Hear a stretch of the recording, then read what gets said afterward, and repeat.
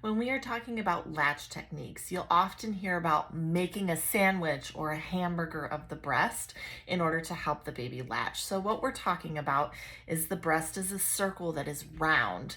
And so what you're trying to do is get the hand in a shape that it compresses that round sphere of a breast into a more manageable shape to get baby up into latch on. So for instance, if this breast were a hamburger or a sandwich, I would compress it like this and then take a bite like that.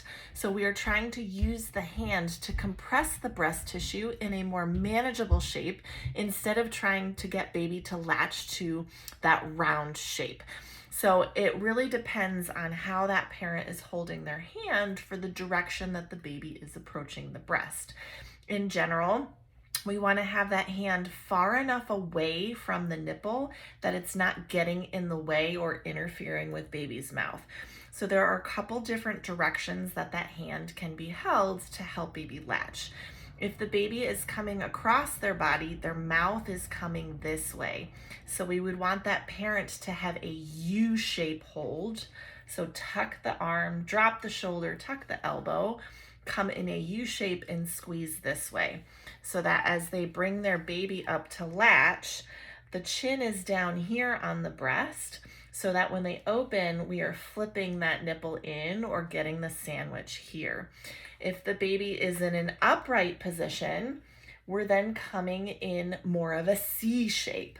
So the mouth is coming this way, so we're compressing the nipple here. Now, when you're in an upright hold or a koala hold, there is another hand technique called the dancer hand, where the hand supports the breast from underneath and the finger and thumb support the baby's jaw. This can help with a recessed chin or when there's a tongue tie to help bring that jaw down.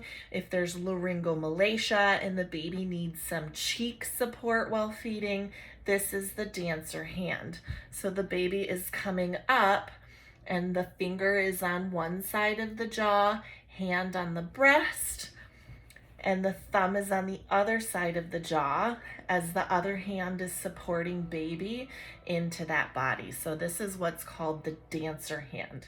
So what you are trying to think of when you're encouraging hand support on the breast is to be helping encourage the parent to make the shape and the direction of baby's mouth. Most often as baby is coming across the body, we're doing a U hold. And if the baby's coming from upright, we're doing a C hold. If the baby is in football position, again, it will depend on how their mouth is coming. Most of the time you'll need a U hold to help get that mouth in, because if you are in a C hold, you can see that's narrowing the breast here where the mouth is supposed to go, making it more challenging for baby to get up over that nipple to get a deep latch. So you're trying to come and support from underneath with finger and thumb not too close to the areola where it would prevent the baby from getting their mouth close enough to latch.